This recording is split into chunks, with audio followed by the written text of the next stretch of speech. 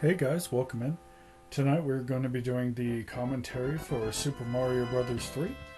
It is my favorite Mario game out of the earlier Mario titles on the NES and the SNES. The version that we are going to be rocking is going to be the version that shipped with Super Mario All-Stars. I find the Super Mario All-Stars version to be a lot more aesthetically pleasing, and I like the various fixes that they actually employed during its release. So, there's a lot to say about this game, I think. I feel that out of the earlier Mario titles, it is the best.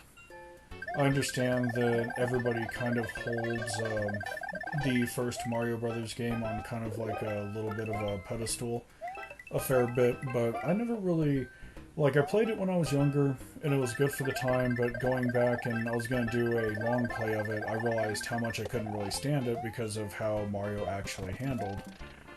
I went back and did Super Mario Bros. 2, and I didn't really care for it either.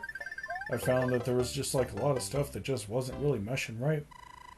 So, Super Mario Bros. 3 had a little bit of a delay with it. I had to go out, get the controller replaced with a 2.4 GHz controller because when using Bluetooth there was an insane delay and it was making it damn near impossible to play the game. So I really like what they did with Super Mario Bros. 3 simply because it addresses a lot of the issues of 1 and 2. With 2 you had a bunch of characters to play as, but they weren't really done well. With Super Mario Bros. 1, the entire game is great up until you get to the end and you realize that the way that the character handles doesn't really mesh well with the map design. But with 3, it seems like they tackled all that.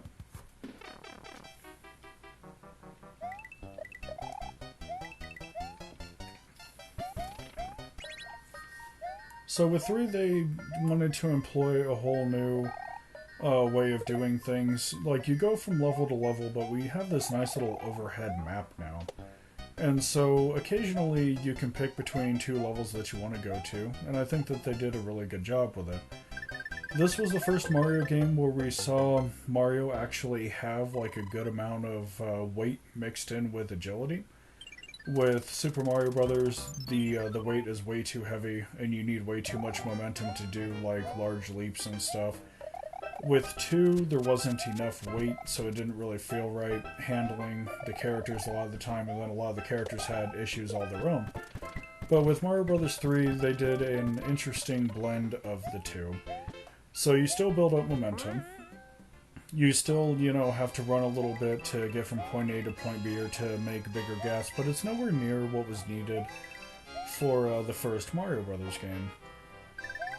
So the next addition that we have is Mario can collect items now, which is really nice.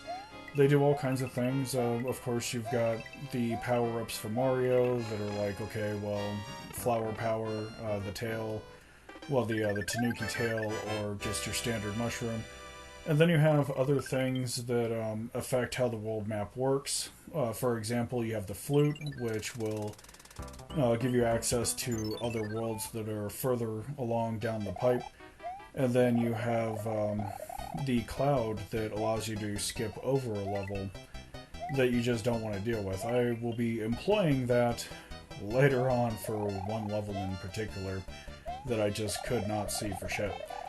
So, that's pretty much all the changes that they did for Mario, we have a lot more mini bosses now. There's just like all kinds of stuff that they did, but those were the major changes. So I feel that Mario games really didn't start getting good until Mario 3. I know that's kind of an unpopular opinion and stuff because people look at the original Mario games as very classic, but I personally felt that they weren't really good for the sake of being good. They were only really good because they didn't really have any competition.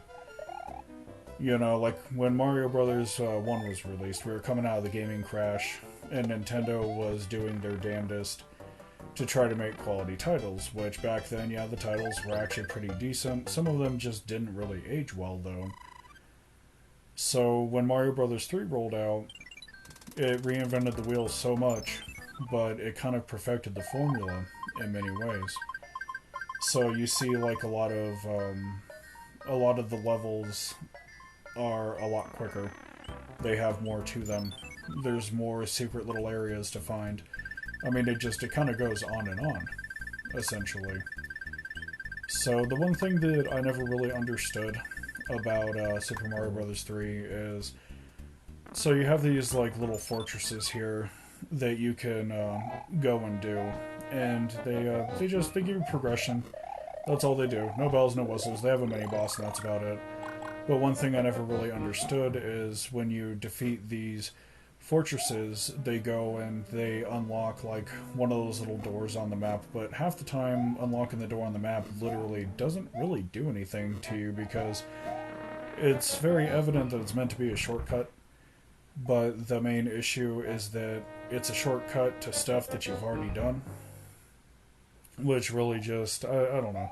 I didn't really care for it too much. So they pretty much reinvented the formula for Mario Bros. 3. You know, we have cool maps like this, you know, where the background moves a fair bit with the foreground, and it's just really, really nice, I think. I like these little mini-bosses at the end, like right here. You just jump on them 3 times, and, you know, it's pretty much over. It's not hard, it's not demanding or anything, but it's just nice and it's fun to do. So, as you can see, now that door is open, but it just doesn't really do anything. It's just there for the sake of being there. So these little hammer matches that they have where you go and you fight off the enemy and stuff, I actually like them. They give you free items. They're not difficult to do. It's like a little side diversion. And then we'd also see, I think with Mario 3, we'd see a lot of cave levels be reinvented as well. Like, we had cave levels with Mario Bros. 2, but they weren't really done super well. I think Mario Bros. 2 was plagued by a lot of things, you know. So with Mario Bros. 3, pretty much the formula that they have here is the same formula that they started using for pretty much all the rest of the games and stuff.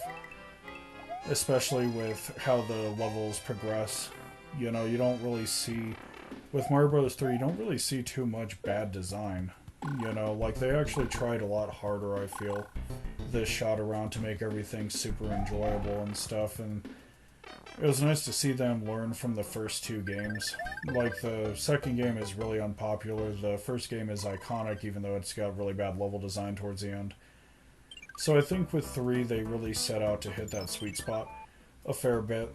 You know, they were more focused on building a world, I find. So we got this card game here, and I am bad at it. You're gonna see that a hell of a lot. The main issue that I have is that these cards are so small that a lot of the time I have to guess based off of color. And so it's like, with this particular card game, I literally just failed it for like the longest time. I like how these levels right here, this particular aesthetic is kind of a rehash of how they used the mushroom levels in Super Mario Bros. 1. So they just literally rehashed it, tweaked it, tuned it, and then they went ahead and reskinned part of it. And so everything looks really nice and really fresh and stuff. I like how you have like these little platforms that you can ride on with little wires in the background. You know, like they really just tried to shake up everything, and I actually kind of have mad respect for Nintendo because they, from what I understand, they took a really huge gamble on this game, like a super huge gamble. And so it's really nice to see that that gamble actually paid off. I like what they did with the end of the levels, how, you know, you go and depending on how fast you're going through, you know, you'll get one of 3 cards, and getting, I do believe, I could be wrong, getting all stars is 5 lives, getting all fire flowers is 3 lives, and I think mushrooms are 2 lives. So I like how they went about doing things. I kind of like how we have Toad panicking here as well. It's really cool that instead of just having castles, this shot around where it's like, oh, you know, go and conquer this castle, there's a Koopa in there. You can literally go and like you have castles that you have to visit now, you know, and then whoever is presiding over that castle, you know, they've been turned into like some kind of random animal, and you got to go on an airship to go and defeat the Koopa, and then return them to normal. Like I liked it. Like I like how they went out of their way with Mario Brothers 3 to try to build a world that you would actually like to be in. You know, it's not too serious, it's not too childish, it's just there. You know, it's an example of a game that is not only good for kids, but it's really, really good for adults as well. You know, like it's got enough adult stuff to keep adults entertained, but it's got like a lot of kids stuff to make it easily palatable for children in general. So I really like how they did it and stuff. It's one of the rare games that when I go and actually do these runs, every time I do a run of Mario, I smile a lot. And it's like it's not even intentional. I find the smile creeping across my face while I play it. I think that's kind of one of the many hallmarks of a good game. Like when you can go back, revisit it, and you just kind of smile ear to ear, and it feels good to play. So every time you complete a castle, a airship, they go ahead and give you a letter from Peach. And normally the letter has like a rare item, in this case a P-Wing, which gives you infinite flight for the entire duration of a level. So I made really bad mistakes here, as you can see. I wasn't really paying attention at the time. I had an itch on my nose, so I was like, okay, I'm going to go ahead and keep playing with one hand and itch my nose with the other, and it just didn't really go over too well. I think that's kind of one of the problems with me doing long plays in general, is that a lot of the time I have like a really short attention span. Like, not even like kinda short or sorta short, like really, really short. And so what'll happen is when I go and I do these long runs, I go and I have a what I call a momentary lapse of attention, and 9 times out of 10 it gets me killed. You know, it happens. But I've been slowly but surely getting better at it. Like, I have to focus more, you know, and it's just kind of a hell of a thing, I think. But no, I really like how they set up a lot of the worlds that they have in this game. I like how they encourage you to do more sky exploration. The introduction of the Tanuki tail was actually really, really nice. It is one of the most favorite things that I have for this game. You know, I always try to make sure I have like a couple of tails on me. I like how you can use them against enemies. I like how you can use them for flight. You can use them to find secret areas. They're just really utilitarian. And it's a hell of an upgrade compared to the first Mario Brothers, where all you had was the Fire Flower, essentially. And so I really appreciate all the work that they did with this game. They didn't try to take it too seriously, which is really nice. You know, it feels good to play. The only real gripe I have, in some regards, is that some of these levels... So I try to go and grab stars whenever I can. And some levels just do not set you up well to go and grab stars. And strangely enough, I find that grabbing stars is probably the easiest thing to do at the end of the level, because you just have to go really fast. Go really fast, jump, snag it, you're good to go. I find it's harder to grab fire flowers and mushrooms. I think for mushrooms you have to be moving really slow, but for fire flowers they kind of exist in this weird kind of center space. And so whenever I have the majority be like fire flowers and stuff, I pretty much say, okay, I'm not going to be able to get all 3 of these. They're just very silly, you know. I noticed with, speaking of which, I noticed with a lot of these levels, the water, the way that they handle the water, it feels a lot like, strangely enough, it feels a lot like Donkey Kong Country. And what I mean by that is it's very hard to get out of it and sometimes move around in it. And I didn't really like that too much, per se. Like, it's definitely livable. You know, it's not going to stop your gameplay or anything like that, but I found that it just wasn't really. I find that you just struggle with it sometimes, especially when you're trying to get out of it when that giant fish shows up. And so, like, I saw that a fair bit in this world. Like, they do have sections where you have to go through water, but you kind of struggle with it a fair bit.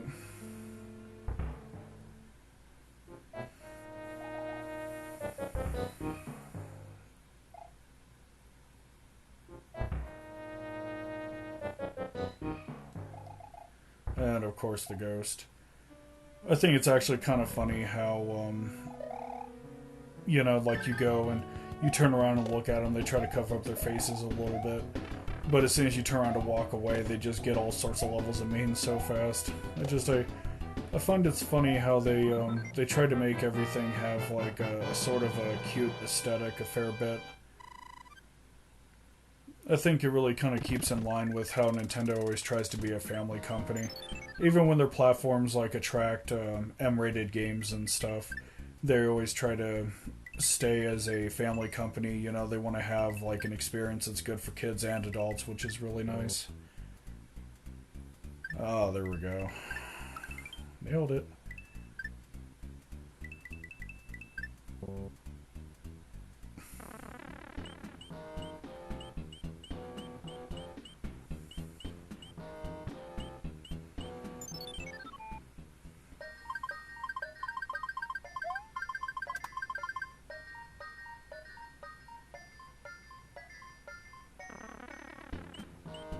So the one thing I never really understood about these mushrooms is that I don't know if the contents inside the chests are randomly generated or if they're procedurally generated. So I normally walk into these mushrooms, like I know I'm going to get an item out of it, but I have a tendency to walk into these mushrooms and it's like, okay, well, you know, do I pick a random box? Or there's been a couple of times where I've actually been tempted to go and do a run of this and then go and use the rewind function to actually go and be like, oh, okay, well, it's procedurally generated or it's randomly generated, but I've never really gotten around to it. Like, I've wanted to, but I've just never really gotten around to it. I've always hated these little jumping block enemies here. Oh man, talk about the bane of my existence. I remember when I was a kid, I used to play this a lot on my NES and stuff. And I remember going and just suffering against these dudes so often. Like, I find it to be pure genius that they're literally disguised as just your standard golden block and stuff. And I don't really care for them as an enemy because they blend in a little bit too well, I think.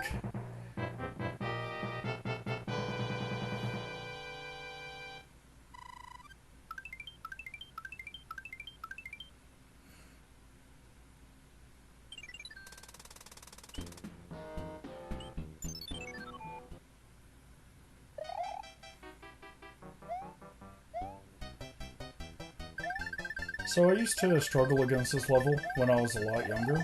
I don't know why, I just did.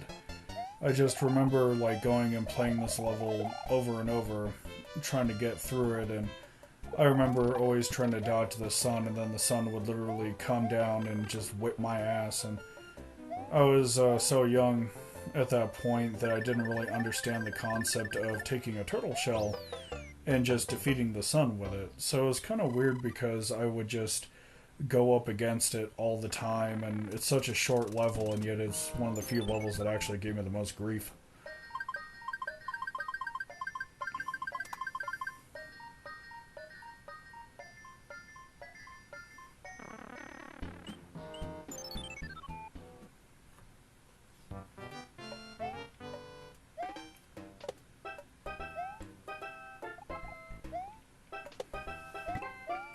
So I've always been a really huge fan of these duplex levels.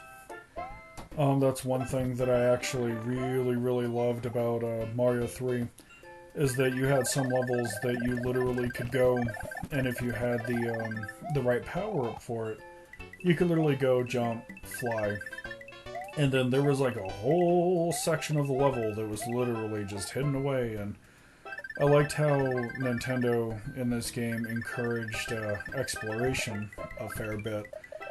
You don't really see that a lot in games anymore. Like, you'll see things to the side and stuff, but like you won't see entire chunks of levels anymore that are just there for the sake of being there, that you can go and find, you know, if you just kind of go off the beaten path a little bit with a power-up.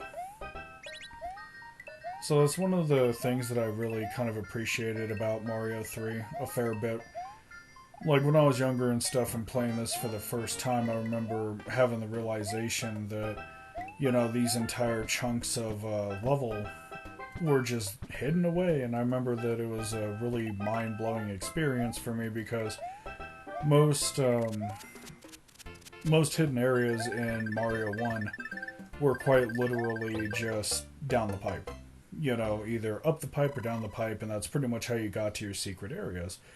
But with 3, it was already in the overhead map. So you didn't have to really go down a pipe, you just had to take a couple minutes of time and actually go and explore. So this level whips my ass too. I do not like chain chomps. I have never liked chain chomps, and I doubt that I will ever enjoy chain chomps. And that's why. No, I tried to, with my long plays, I try to do all the content that's there. Some levels I very blatantly skip because I know that I'm not going to have a good time with it, essentially. So there's like sometimes you'll see levels on the map, and I'll either pass them up, or sometimes I'll even try to do them, and then I'll realize why I never really cared for said level in question. So I really like how Mario a lot of the time gives you the option to pick whatever level you want to do in the more sprawling areas. So it's really refreshing to see a game actually give the player choice, especially with like a lot of SNES games going, okay, well, you're going from point A to point B. You know, you're literally just going from one level to the next. There really isn't any sort of notion of having any sort of choice. So with Mario 3, it was actually really refreshing to see them sit there and be like, okay, well, occasionally we're going to give you the option of going like 4 to 5, or going between 4 to 5, or we're going to give you the option of going in between 1 to 3, and it's really nice how they have the maps set up. I like a lot of the map theming as well. The whole Egyptian theme, just because it's in the desert, is really, really nice.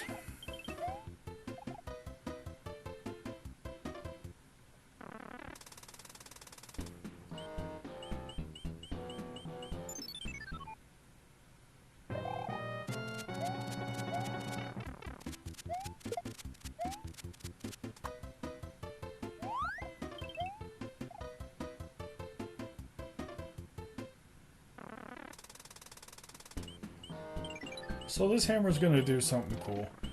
One thing that I liked about Mario 3 a lot is that the maps, some maps are expansive. So you literally can take a hammer, bust a block, expand it out, and there's normally like a lot of goodies that I really enjoy. A lot of the time I don't use said goodie, but it's always nice to have it. It's always nice to see what's beyond it. For this run, there was a bunch of areas that I had actually missed. And it's because I wanted to get through the area in a timely fashion. This is one of my longer Let's Plays at 2 hours and 4 minutes. So I kind of, with some areas I would look at it and I'd be like, okay, well, I have a hammer that I can use, but the thing is do I want to waste it? So some expanded areas are really nice, others aren't. I always try to grab the frog suit, at least one frog suit, in the desert and stuff, because I have a tendency to need them later. I don't really use them so much as in for the application of the water levels. You know, like I know a lot of people that grab the frog suits and they just use them on all the water levels and stuff because it makes it easier to move around. I have a tendency to use them as a source of like temporary power up if I'm going through like a tough level. I also like the expanded jump that the frog suit has. It's really nice for reaching higher up areas.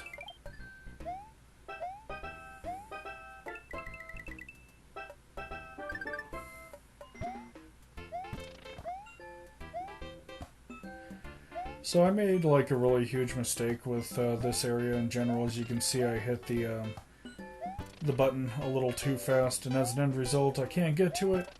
So I have to abandon this bonus area and then just go back to the regular level. I typically don't make that mistake, but you know, I was kind of zoning out a fair bit while doing it, and so it was a little bit of an issue.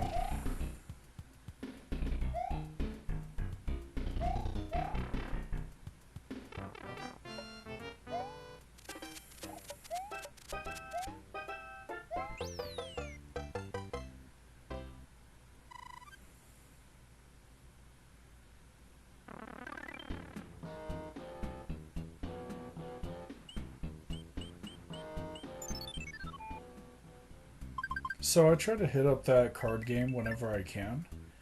I actually really enjoy it a lot, even though I'm really bad at it, can't really see it. But I enjoy just doing it. It's always really fun.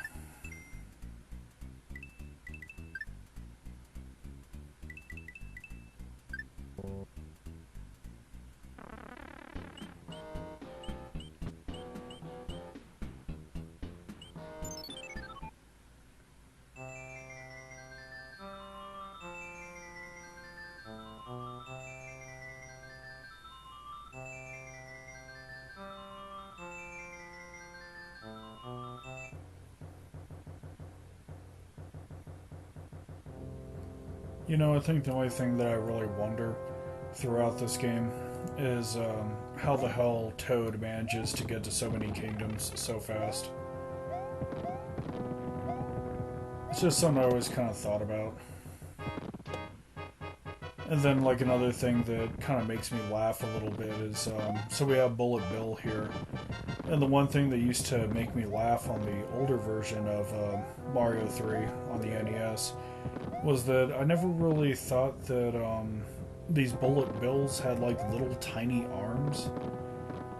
Like, for me, whenever I'd go and see one of these Bullet Bills, it always looked like they're clenching their teeth. And I don't know why. Like, I don't know if it's because the arm just doesn't really look like an arm or what, but I'd always kind of laugh at it a little bit, you know, like as a kid I'd look at them and they would just look so pissed off all the time, you know.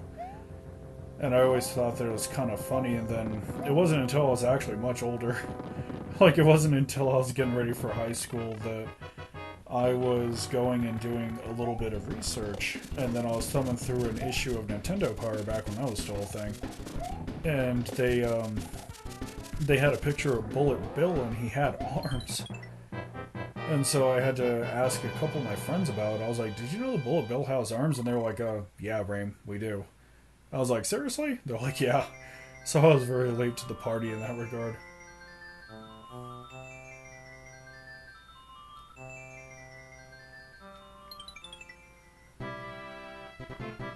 It was just silly little things, I think.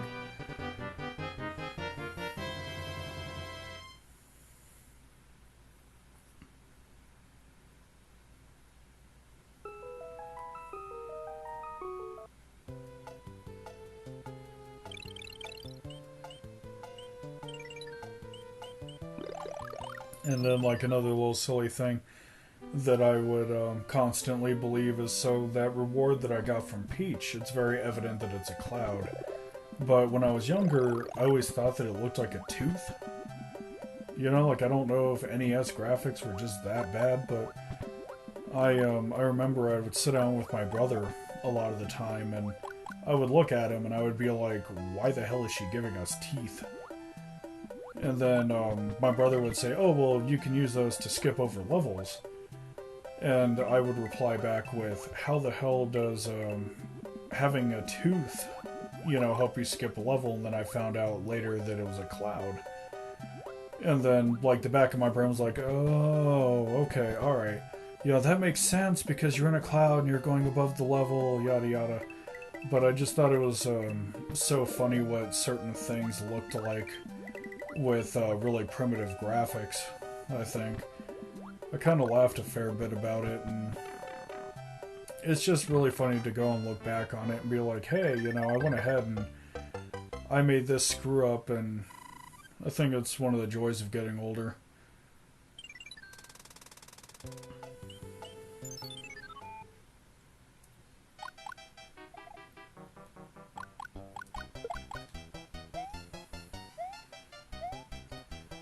So one thing I liked about this area is I noticed that like with a lot of these worlds there's like theming. So one of them, one world is like a desert, one of them is like your general hill area. This one's water-based.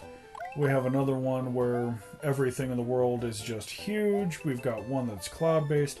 Like, they tried to have a lot of variety with this particular outing of Mario, and I actually really, really liked it. Like, I really appreciated it because I felt that with the first Mario game, things felt like really mundane, you know, like a lot of stuff was recycled, but with this outing for Mario, they tried to have like some sort of theming going on with it, which I really, really liked. And so with this one, everything's like fish-based. As you can see, in that previous level, I was struggling with the water really hard. The water feels like it has a ton of gravity to it. Which I know a lot of people are going to be like, well, you know, it's just how the game was. And, you know, I get it. I feel that it was a little too heavy. Like, it wasn't really one of those things I thought about too much until it really started having an impact. But no, it's not excessive. I just struggle with it. Like, moving around in the water is not super horrible. It's actually getting out of the water that is. So I try to avoid it whenever I can. And it's not always easy. So one of the cool things that this world does is every time you beat a level, obviously the overworld rotates out, you know. Many bosses have a tendency to move around the map a fair bit, but one thing that I actually really liked about this world is that it has bridges. Now, I know that bridges don't really sound that revolutionary, they're just bridges, but I think it's a nice attention to detail how they go up and down in between sessions. You know, so some areas that you want to have access to, you're not going to have access to until you actually go and beat a level and come back later. And so I never really minded that too much. I thought it was a nice attention to detail. I want to go on the record and say that this fish right here is an asshole. I've never been a fan of him, always swallowing me whole, making my life miserable. I like his design, I don't really care for him as an enemy. And so I try to get rid of him whenever I can. Like, I know he's going to be back in like 4 or 5 seconds, but I try to get rid of him. Because I just don't like him. The mini fishes weren't really that bad from the other Mario games and stuff. It's just this giant fish can literally end you instantly. Doesn't matter what power-up you have, you know, he can just literally up and just swallow you whole, and he's always been a pain. Which is why it's so damn gratifying every time I kill him. Like, I literally just have no fucks to give whenever I kill this dude. Every time I see him, it's like, you know what, you're out of here. I never feel bad about it, I never regret it.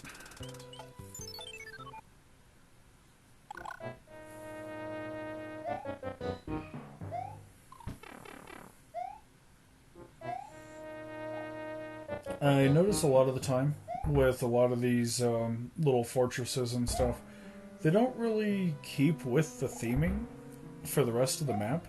With a lot of these fortresses, it's almost like they have an evolving theme all their own, which is really, really nice. This particular level in general, I have a tendency to struggle with because the level itself blurs together, and so I have a hard time keeping track of which door I've gone through. So I actually got really, really lucky with this run. And I literally just went through the right sequence of doors at the right time, and that's pretty much how I progressed throughout the entire level. But normally with all these doors and stuff, and with everybody being pretty cookie-cutterish in terms of like enemy placements and everything else, you know, I have a tendency to struggle with it a fair bit. And so it was actually kind of nice when I was filming this. I consider it a blessing in disguise if I'm able to get something right the first take without any sort of like excess struggle or anything like that. You know, and I know it probably doesn't mean much to like a lot of people that are able to do it right the first time, but when you're low vision and stuff and you're kind of like, alright, you know, I typically struggle with this level, how long am I going to be here? Nailing it the first time actually feels like really, really good and stuff. You know.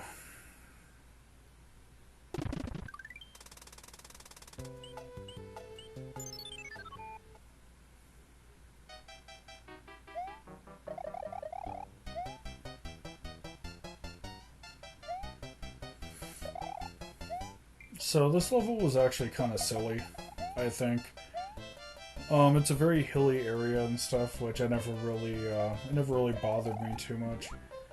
I think the thing that I kind of screwed up the most is constantly sliding down these hills and then getting enough momentum to actually go and make it to the other side and then dodging that fish there at the bottom. You know, as you can see, the gravity for the water is just screwing me really hard. But no, I actually really like this level was just really silly, and it was a fair bit of a challenge as well. It kind of reminds me of the later worlds that we would actually encounter later on in the run. So the only thing I didn't really like, and is completely new, is that guy. I'm guessing he's supposed to be like a derivative of Lakitu. But it's kind of weird how he just kind of tosses enemies out of his cloud and they just kind of roll downhill instead of actually spawning as an enemy. Much like the spiked shell critters from the first game.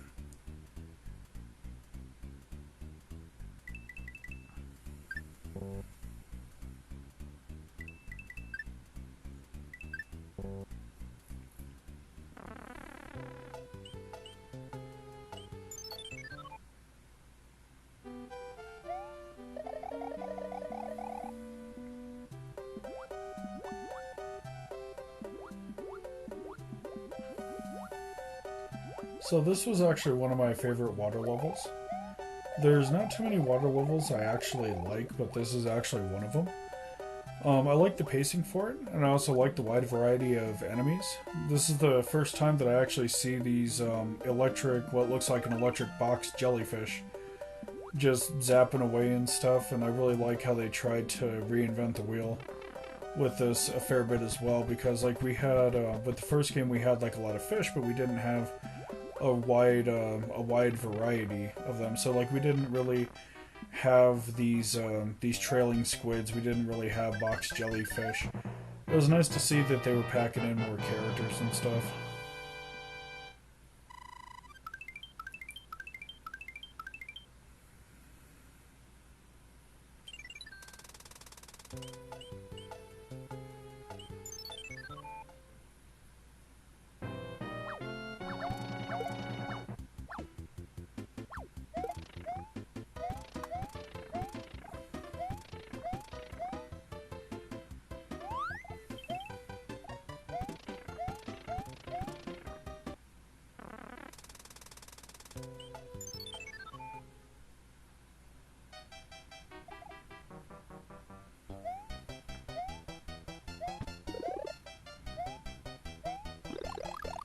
So these little areas, these levels where they try to auto scroll and like control the pace and stuff, I've never really been a huge fan of them, like ever at all, you know. And I tried to like them, like I thought it was one of those things that I would just kind of like them as I got older and stuff, and I never really cared for them. Like it didn't really feel right because with the Mario games, like they want you to move along at your own pace, essentially. You know, they want you to move along at your own pace and be relatively quick with it and stuff because you are on a time limit. But I found that for these levels I never really cared for them because they try to push you along at their speed, which doesn't really, like, it kind of works for the game but it kind of doesn't, You know, like some areas, if you're too late, you can't progress properly. Other areas, if you're too early, you're going to wind up dying to something. It's just really weird because they kind of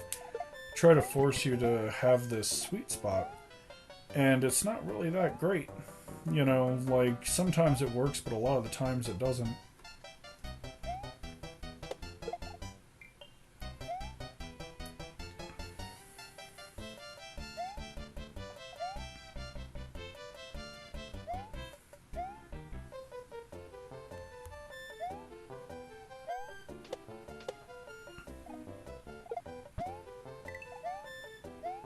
I just never really carried. I don't really think I ever cared for like how the structuring was done, and the rotating platforms really weren't that great either. Like they're definitely playable. It's probably one of my more least favorite elements of the game. I mean, we're going to be having a lot of them. Like, not all of them just progress forward. Some of them progress forward and then up, and there's just like all kinds of stuff that they try to do with these levels, and I just never really cared for it.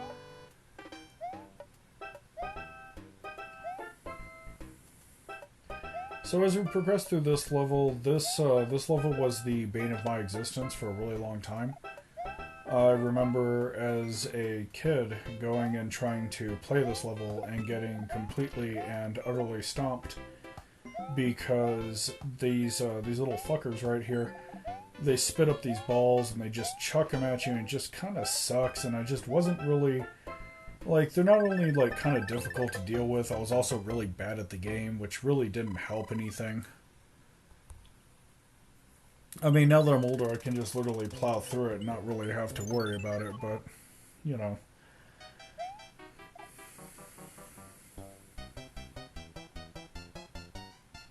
God, this fish is back. Look at him, trying to jump and eat me like that. What an asshole. Jesus. No, I didn't mind this level so much. When I was younger, this level would get me munched pretty fast because I wouldn't get on the vine quick enough. Like, I remember me and my older brother, like, going and playing this mess, and my older brother would be like, you know, you have to go and hit the block so you can get the vine going upward, and I never really understood the concept a fair bit, you know, and I would always kind of freak out every time that giant fish would literally come up on me and stuff, because I was like, oh geez, here it is. And then another weird little oddity is, at least on the old version, I don't know if the new version does it, apparently not, but sometimes you would literally just kind of slide off the vine for like no reason. Like you would literally be going and just like sitting on the vine, and you would just go and randomly slide off of it. So one of the weird things about it is the fact that it would just randomly happen a lot of the time, and I think that's why I play the All-Stars version of Super Mario 3 a fair bit, because they had like a lot of fixes. It wasn't just a graphical facelift that they gave it or anything. There was also a lot of things that were fixed, a lot of bugs and glitches, and I think that's why I really enjoyed a lot of these reissues that Nintendo had done. I mean, it's not only just a prettier game, but, you know, I feel that they just did some things a lot better.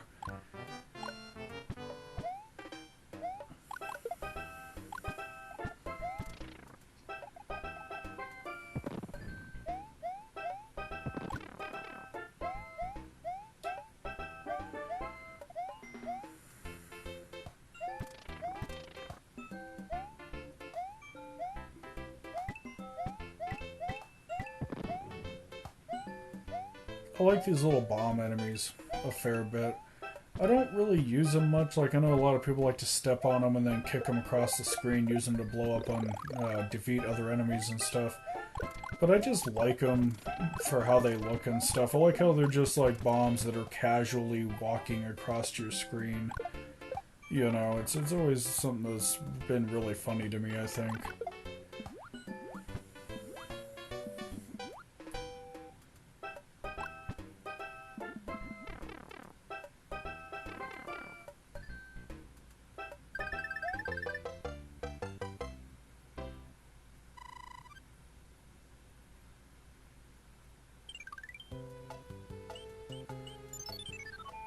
So I feel that this card game is like kind of popping up more than normal.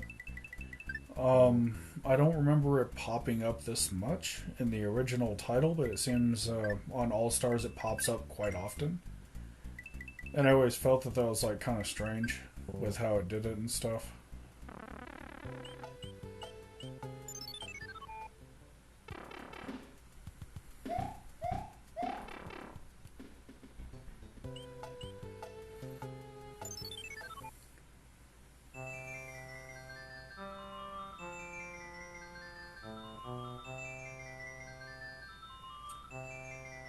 I thought it was kind of funny how, like, when you go and you look at these kings and stuff, every time you walk in there, like, it's really nice that they're an animal, you know? But at the same time, every time you look at them in their animal form, they always look like super pissed. Like, not even like kinda pissed, just like this super huge, mega pissed, you know, angry, all to high hell, you know? It just always kind of made me laugh a little bit, you know?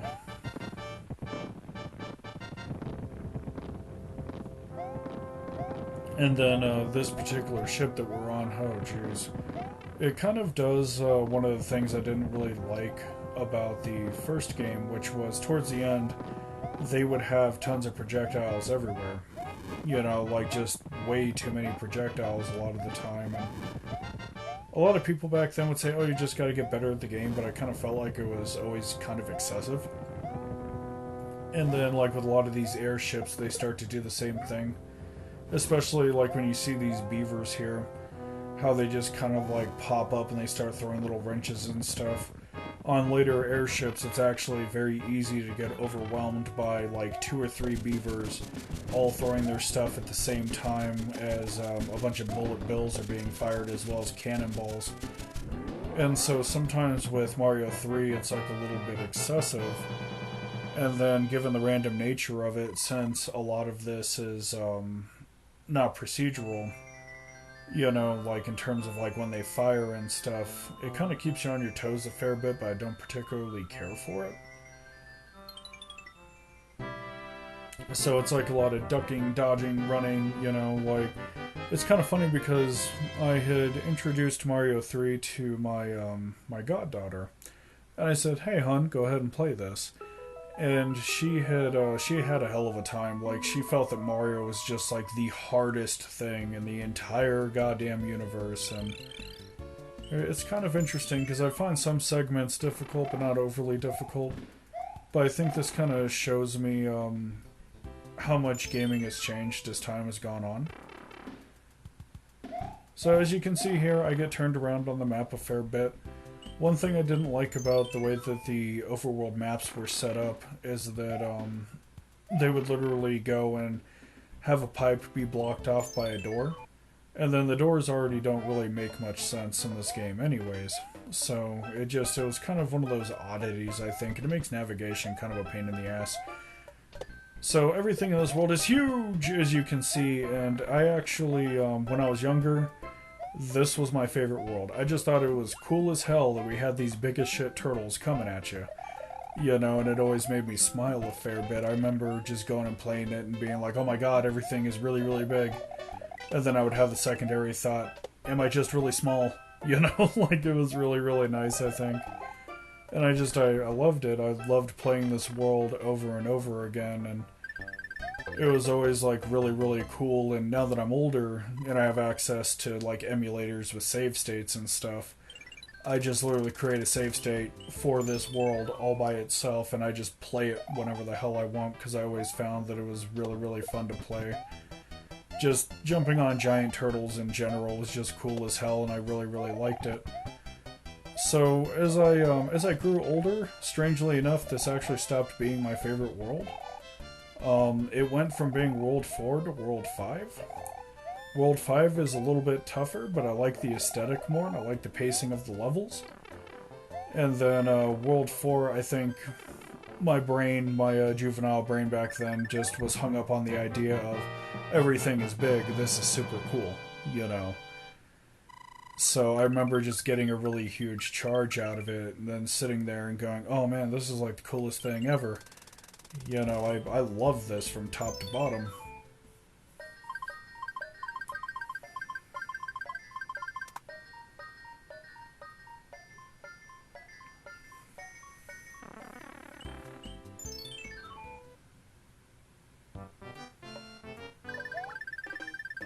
So this particular section of this level would always kick my ass. I wasn't aware that I could just run past them before reaching this cave here, so a lot of the time what would happen is that I would try to fight off the oversized mini-bosses, essentially, and the issue with them is not so much their weight, it's how much they make the ground shake when they hit. And so a lot of the times, like when the ground shakes, well, it's pretty much all the time when the ground shakes, you're kind of trapped in place, and what that allows the mini-boss to do is to literally just whoop your ass at that point, because you don't really have any sort of recovery. So it makes it a little bit more difficult, you know, which is kind of nice. You know, they have a variety that's being added and stuff with these mini-bosses, and I've always appreciated it for what it's worth. So here we are, round 2 for this level, and I just run past it at this point. I was still shaking off the rust, I think, with Mario 3. Like, I still feel that Mario 3 is not like an overly difficult game or anything like that, but I think that as a gamer, when you get older and stuff, like when you're younger, you retain knowledge a hell of a lot more easily, but when you get older and stuff and you haven't done anything with a specific game in a very long time, sometimes the skill starts to dull a fair bit, you know, or sometimes you just forget. You know, so with Mario 3, I was like, you know, I haven't really touched this game in a very long time, you know, I'm going to have to do a long play of it at some point, you know, and a lot of that kind of reflects in the shooting and stuff, because I didn't do multiple takes of Mario 3. Like, what you're seeing right now is literally my first take. And so my first take was going so well that I literally just kind of kept going. I was like, alright, you know, this is doing really, really well. I don't think that I'm going to have to struggle with this, yada, yada, yada. And so I just kind of kept pushing, and, you know, the challenge is still there. It's not as much as it used to be, I think, but the challenge is indeed still there. So these little candle flame enemies are actually just the cutest fucking thing. I like them. You know, I've always really, really enjoyed these enemies and stuff. I remember when I was younger, they used to kill me. It had gotten to a point where they were like, oh, you know, we're creeping up on you while you're turned around, and now that I'm older, it's just they're ground-based ghosts, essentially. You turn around, you know, they stop coming at you, but as soon as you turn your back on them, they start following you and stuff. So it's a little bit of a reuse on Nintendo's part, but that's okay. It doesn't really bother me too much. They're just fun enemies to have, I think.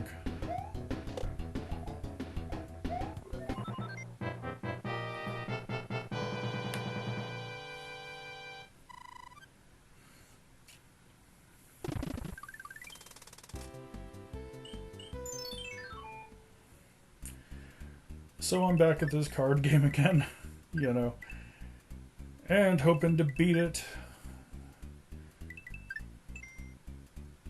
I kind of love but I hate these card games a fair bit, because I love them because they give me items, but I hate them because they give me items. So what starts to happen past a certain point is the inventory that you store your items in, that is not infinite. That eventually does fill up. And so there's things that I will never use that just kind of clutters my inventory. Things like the music boxes to knock out the mini-bosses, put them to sleep, skip over them, whatever. And then we have other things that I don't use, like stars a lot of the time. I typically don't use stars for anything. You know, there's never a level that beats my ass hard enough right off the bat that really kind of warrants having a star being used on it. So what I start to do past a certain point is I literally go into my inventory and I just start junking items left and right. And a lot of people have a tendency to tell me, they're like, oh yes, well, that's an item you're going to want later. And what they don't realize is, I don't want any of these. You know, like, when you see me use items, you'll see me use a mushroom first. And that's because I'm trying to weed out the worst items out of my inventory right off the bat. So I'll use up mushrooms and then follow it up with fire flowers if needed, and you know, it's they don't really. One thing that would have been nice for Mario 3 is it would have been really nice if they would have given you the option of just getting rid of items. You know, just stuff that you're never going to use. I think I would have appreciated it a lot. I mean, granted, it's not going to be super useful all the time, but it would have really, really been nice to have.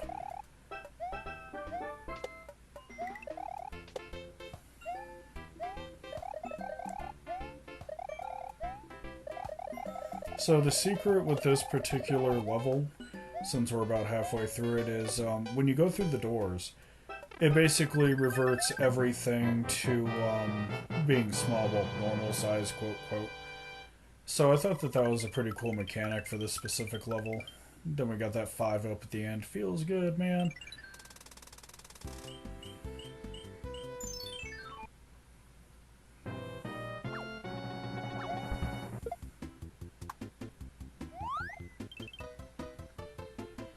Yeah, I try to make it a point to scoop up as many of these P-Wings as I can, because I kind of lean on them towards the end. The 8th world is not super horrible, but I do use a lot more items and stuff to try to soften the blow a fair bit, because I have a hard time seeing everything. I thought it was actually pretty funny how you could hit these huge-ass boxes in these levels, and they would give you kind of like small items. There was always something that kind of made me laugh about that a fair bit. I always thought it was kind of cool that maybe you could hit a large box and then maybe you'd just become huge as hell yourself. And I thought it was interesting because they actually ran with that concept in New Super Mario Brothers, where you could hit a huge cube and get a mushroom out of it that made you big and you would just rampage through the level and stuff. So it's interesting to see a game that has 25 plus years on it, you know, being able to influence later games like that in a positive way.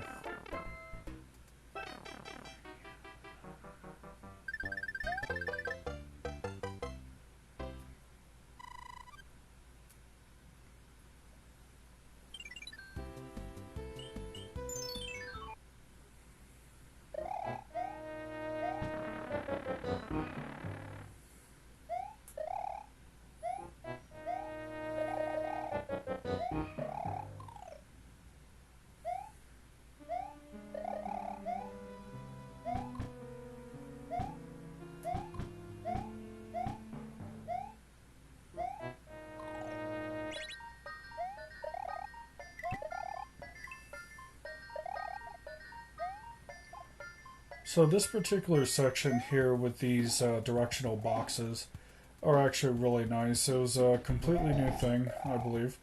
If I'm wrong, feel free to correct me, but I like actually how they did it. How they, it was a method of mobility around the maps and stuff. And so I like how they did that in conjunction with all the pipes and stuff. I just thought it was really cool. I like it when they have levels like this where it's just tons of pipes in the background and stuff. It's a lot of fun to go and traverse them and go in and out, and it was a heap of fun from start to finish. But I like how these directional boxes and these pipes force you to be mindful of your surroundings, like they force you to pay attention to it. And so it's really, really cool how they just kind of sit there and they're like, okay, well, if you're not paying attention, you're not going to be able to progress. I like the facelift that these particular levels got with the All-Stars version of the game. You know, sometimes there's pipes dripping in the background and stuff, and, you know, they paid a lot of attention to it.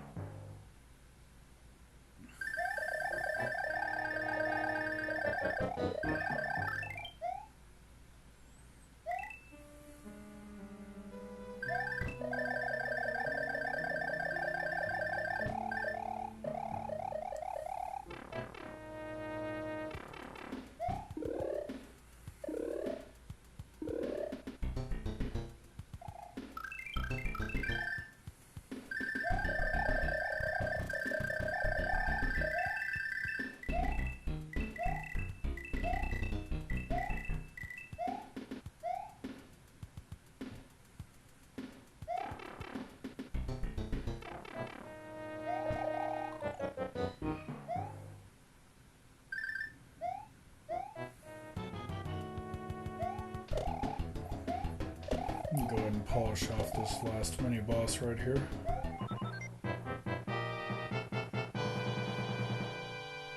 I always thought it was kind of cute how they give you an orb with a question mark on it.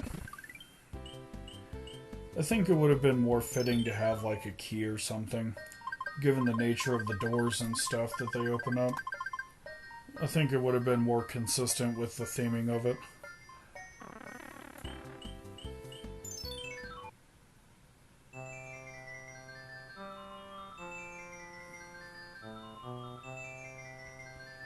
And then this poor bastard right here looks like a straight ripoff of Donkey Kong. Oh, jeez.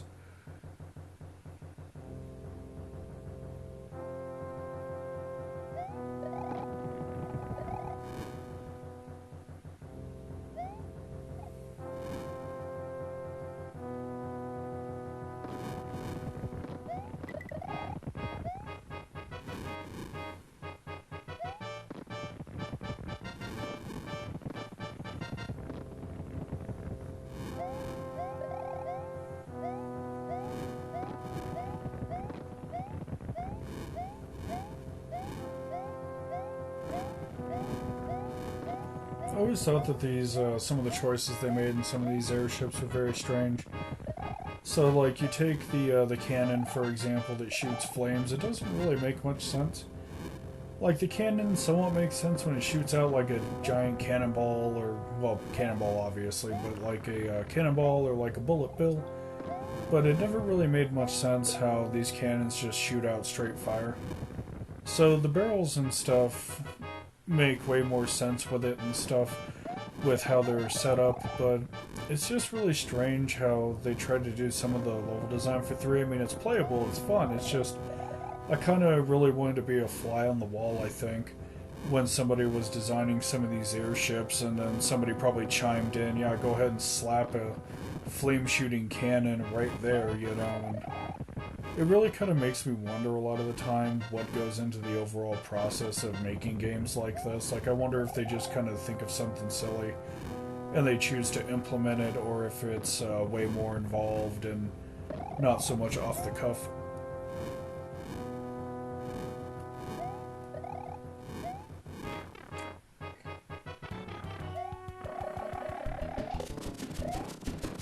So I think it's nice that all the Koopa kids are, like, unique. I think it's a nice change of pace from the first game, because well, the first and the second game both do this, but they have, like, one consistent bad enemy at the end of every world. For the first game, it's always like a Bowser knockoff, like a Koopa. And then for the second game, you're always fighting Birdo, I believe. And so for 3, it was actually really, really nice that they bothered to take time out to actually do unique Koopa kids, essentially.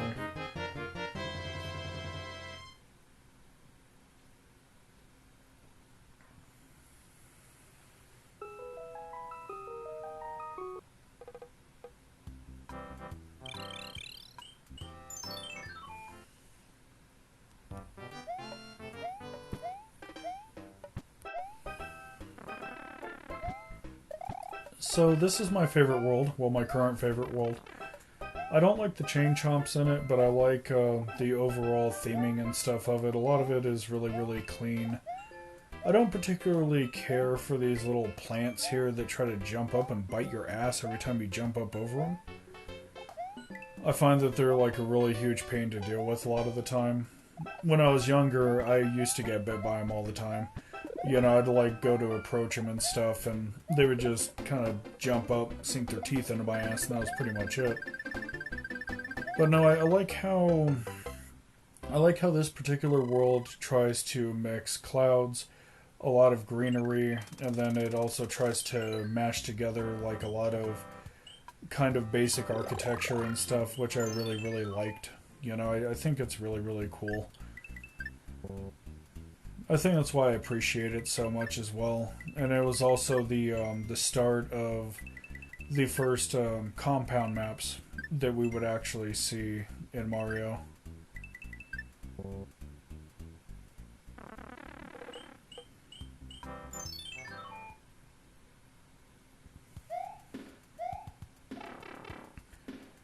So I actually get lucky right here. Normally I need a Tanuki tail to actually go and lower myself down gently onto the blocks, but I didn't have a Tanuki tail on me, so I thought that I was going to miss it entirely. I tried to nab this top section whenever I can. It makes the level a lot shorter, you know, and then I find that the top level is actually funner to play as well, which is kind of strange. So, a lot of people I know, they just kind of fall down to the bottom, like they don't care, you know, but for me, like, I like taking the alternative route a lot of the time for a lot of these levels and stuff. So I snatch it up whenever I can.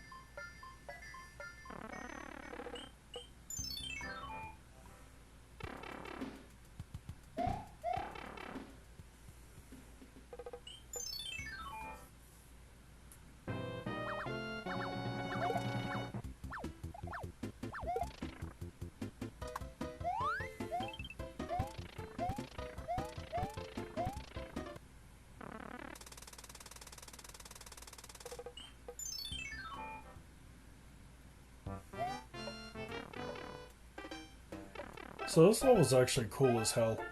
It introduces another item that I love in this game, which is the boot. And so the boot is a pretty cool thing. You know, you go, you get the enemy out of it, you get in it, and you're allowed to jump on spiked enemies, walk across, surfaces that are hostile and stuff. I just really, really enjoy the boot.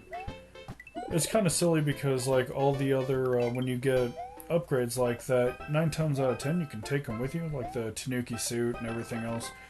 But with the boot, you never get to take it with you, and I always felt that it was like a crying shame. It was just way too much fun to just go and like bounce around in this giant boot that has like a nice little cute wind-up key on it and stuff, and I've always really, really liked it. You know, then it also shares, it also shares some DNA with the frog suit a little bit, because it also enhances your jump, which is really, really nice. But I never really understood why they never really let you take the boot with you. It seems kind of strange with all the other upgrades and stuff and how they're done. So it's just funny to go and bounce around, and it completely murders your run speed as well, which is also kind of funny a little bit. Like, I know people that won't even touch the boot because it just butchers your run speed.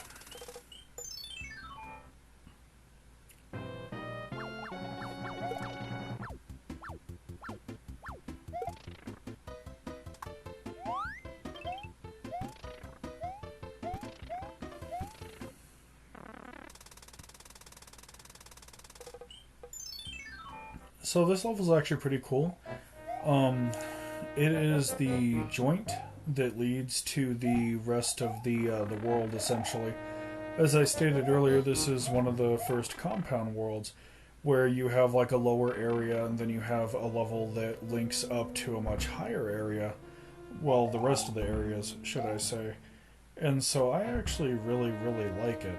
You know, like, I wish that they did that more with Mario and stuff. Like, I don't really see them going and doing it too often anymore, but they've largely left behind this style of gameplay anyways, in terms of how the map is set up and stuff. It's a lot more different now. But I actually thought it was really cool because I would go and I would progress through this level, and it was, for me, it was just another day on the farm. You know, just kind of go through the level and keep pushing through. I kind of knew that something was up, though, because this level in general has a real distinct look on the map. It's like a giant spiraling tower. And so normally for me, you know, the end of the world is like, okay, well, you know, we have this castle here, which is going to lead us to an airship. But with World 5, it was very much so a case of, we have this tower here that's going to lead you to this lovely, awesome sky map that's going to have all kinds of fun stuff to do in it. And I remember just, like, being younger and witnessing this and just thinking that it was just the coolest shit ever. You know, and even like now that I'm older and stuff, I still think it's really cool because Nintendo tried to surprise you with it a fair bit. You know, all the other maps are like really, really flat, but this one, it's multi-tiered, which is really, really cool. And so we don't, for the rest of the game, we don't see anything like this really. You know, World 7 is very flat, World 6, very flat, World 8, it's very, very flat. You know, we don't see multiplexing like that, and I really wish that they would have done more with it, because it would have been really, really cool, I think. Like for World 7, since World 7's a bunch of pipes, you know, they could have like had a top layer where it's a bunch of pipes and then have you go down a huge pipe and then have like an entire underlayer where it's like dark, gritty maps and stuff. I feel that it was kind of like a missed opportunity with Mario 3. You know, like I feel that they really could have done something special with it. And I think it's a crying shame that it's only one world out of the entire damn game that does it.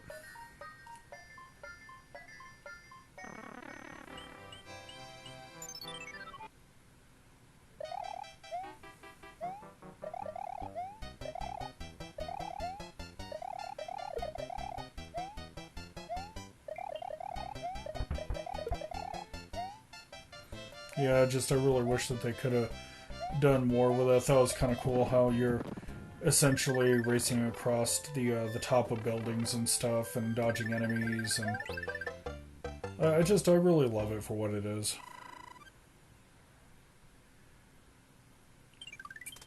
So this level I don't really make, or this world I don't really make a super huge effort to go and fill out. I don't really like the fortress at the beginning of the map. It's very tedious, and I don't really like World 6 on the upper levels of the map because they literally try to have you do a balancing act, and the problem is that it's not terribly done. Or it's not terribly done, it's not done terribly well. And so this is the portion of the game where I realize that I'm starting to have overwrite. All of my inventory is full. You know, like I'm realizing at this point that I'm going to have to start using items.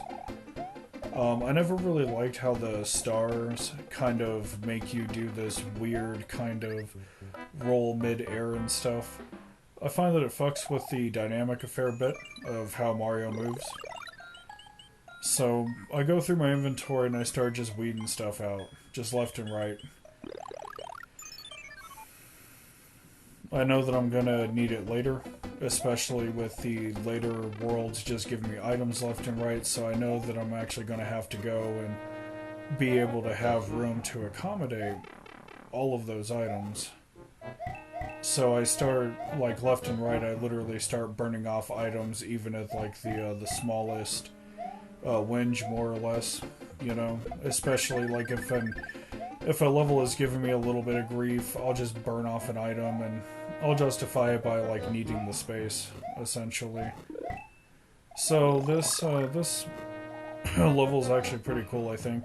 I like how they did lava on the top and on the bottom and stuff before heading into the pipe, and it was nice that with Mario 3 they try to shake up design all the way up until the end, which I always thought was really cool. We don't really see a lot of games do that anymore. A lot of games, especially nowadays, they have a tendency to stick with a very specific aesthetic, and they just kind of run it into the ground until the end of the game hits. And with a lot of these older games, we didn't really see that too often, you know, which I miss it. I miss it a lot. So, you know, I decided that I have, like, enough space, essentially, and I just kind of decide to burn off a couple more items, because I don't want to have to look at it for a while, essentially. You know, like, I don't want to be like, oh, geez, here we go.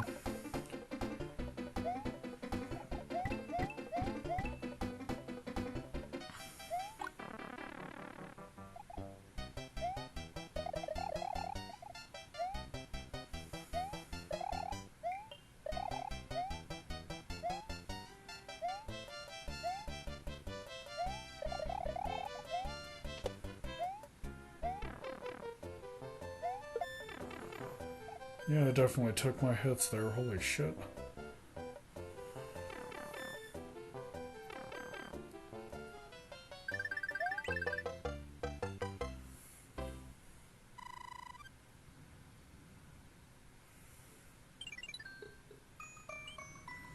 So I decided to skitter back over to the card over here, and I think it's kind of funny because in the back of my mind I was whining about inventory space, but yet the thing that kind of robbed me of my inventory space, I'm always really quick to actually go back and say to myself, oh yeah, let's go ahead and hit it up again. It just kind of makes me laugh a little bit. So this level is good and bad, I think. Like, so it tries to do the same shit that other level was doing, where they kind of have you auto progress and they kind of push you around the level a fair bit. But I find that some aspects of it just aren't really done well. So everything is pretty smooth until you get to this platform right here, and then you realize that they want you to literally try to shift mid-air to get on top of it, and I always felt that it was done kind of poorly. And then this particular enemy here that just murdered me, I never really... I don't know. It was very strange, so I'm assuming it's supposed to be some sort of cannonball. But I thought it was weird how he was kind of following me around, spitting flames and stuff. I know that you can step on him and get rid of him and all that stuff, but it's just really weird how he's presented.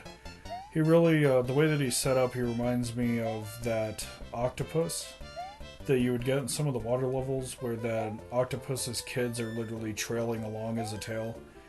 So it's pretty much the same thing with this cannonball here, except the cannonball doesn't bother to go and squeeze out a ton of kids at you, and like they only have the single flame that has a mild homing aspect to it.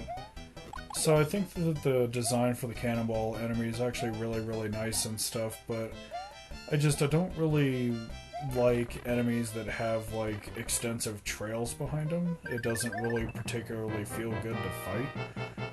So you run the risk of, like, if you miss jumping on them, then that tail will still damage you. And I've never really cared for it too much, I don't think.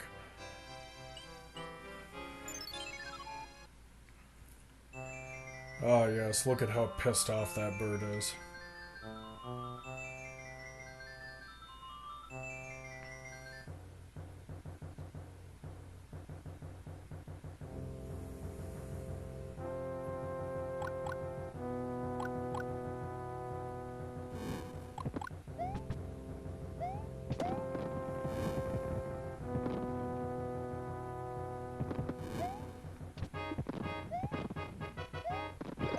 So with this particular airship, we start to see, as with the other airship, we start to see a lot of excess.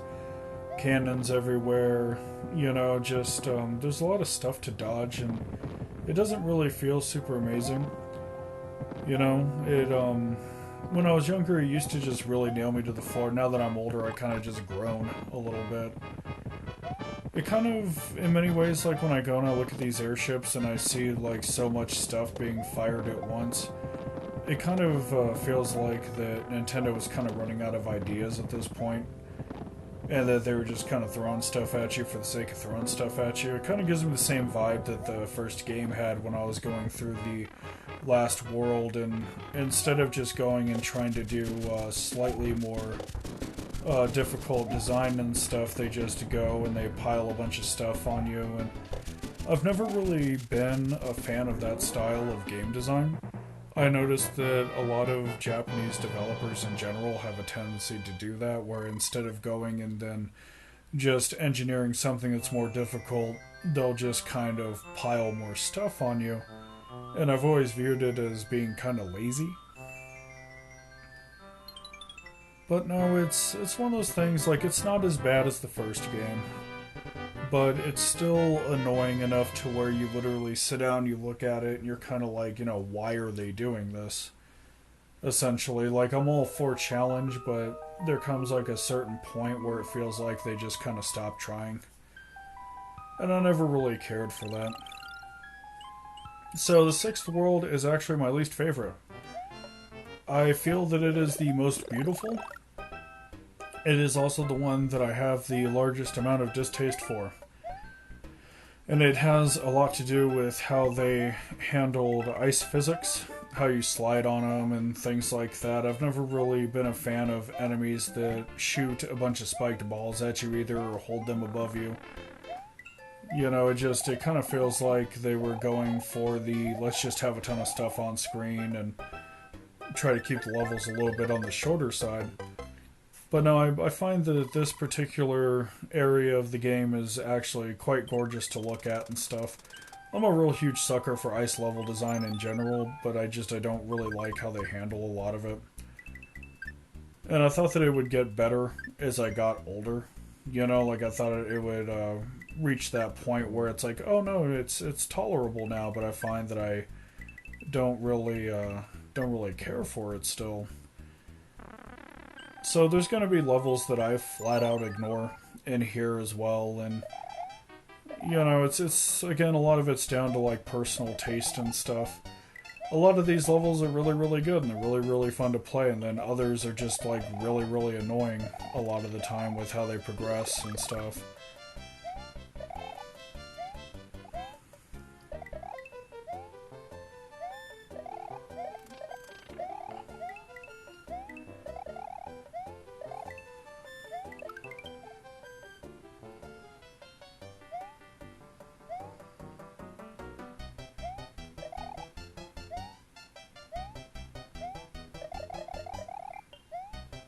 So this is one of the levels where they try to do the progression of onward and upward.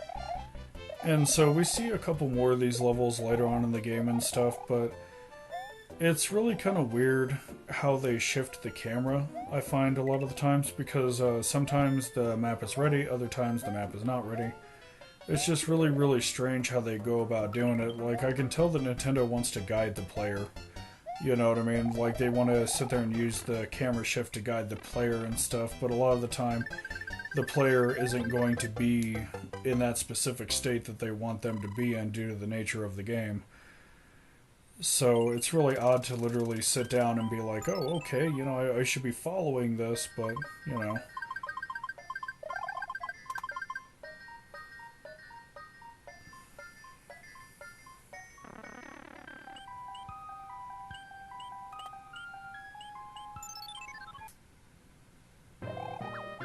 I think the ice is at its worst when you're trying to do stuff like this, because you have to be precise where you hit the blocks to make sure that they actually die from it, and then with the ice you're kind of slipping and sliding all over the place. And I could tell they tried to make it like a little bit cuter with how Mario reacts when you try to turn on a hard angle and stuff. It is kind of cute, but at the same time I feel that just when you're trying to do precision things on ice, there's just not really much of anything fun about it.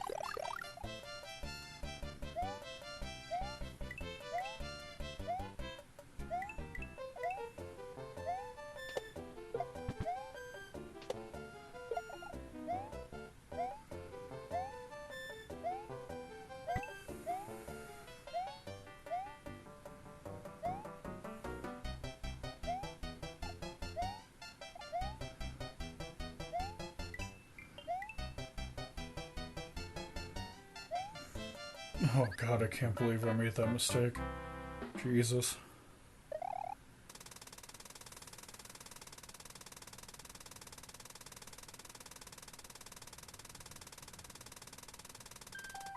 Yeah, it was always kind of weird how sometimes it takes the overworld a lot longer to turn over than normal.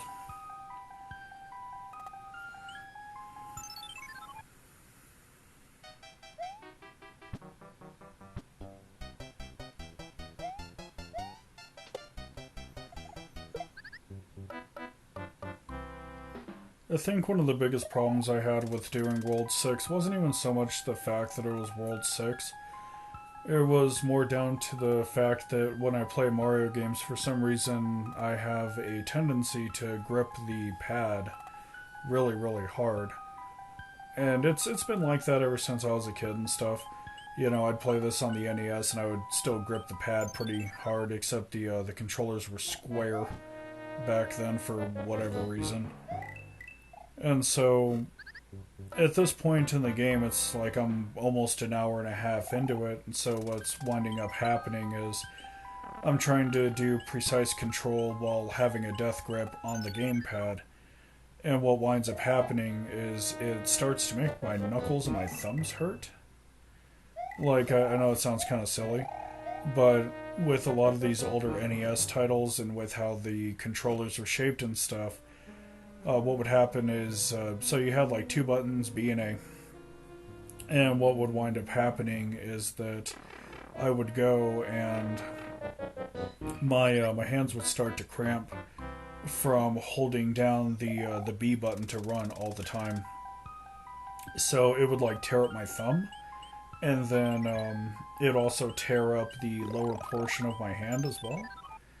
And it would just hurt like hell. So sometimes with a lot of these older NES style games, I kind of struggle with it a little bit because with newer games, I'm a lot more relaxed with the pad and stuff with how the pad is set up. But with a lot of these older NES games, it's like you're putting tons of pressure on your left thumb running all the time, and then you're putting tons of pressure on your right thumb as well to press the run button. And so it's kind of like an interesting thing. It wasn't just Mario that did this stuff. It was other NES games as well. You know, and it would tear up my hands after a while.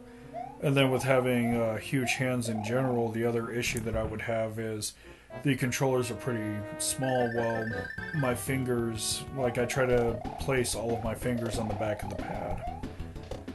And so what would happen is I would try to literally hold the NES controller with the tips of my fingers.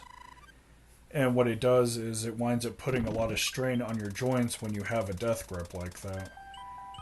And so that habit still carries over to all of the controllers I use. It's a really bad habit to have, I think. And so when it doesn't do it with new games or anything. It just does it with these old NES style games that you really had to have a lot of focus for. And so it would screw me up quite a bit. And I never really cared for it. With modern games, it's not so much of an issue because the way that the controller is gripped, and I find that new controllers are incredibly ergonomic compared to what the hell we were working with way back when. But, oh jeez. But, no, it was literally a case of a lot of controllers back then were just, like, really, really bad. I think the only controller that was really, really nice to hold was the Sega Genesis pad. Like, the NES controllers were kind of horrible. The SNES controllers were better, but not quite there.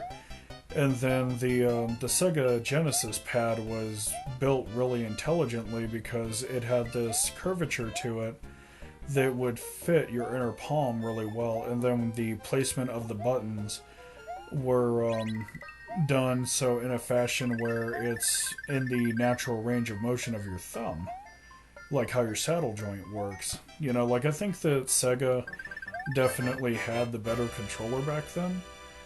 The SNES, though, kind of reinvented the wheel a fair bit. Like, I feel that the Sega Genesis controller wound up losing out because the SNES had, like, shoulder buttons and it had more face buttons and stuff.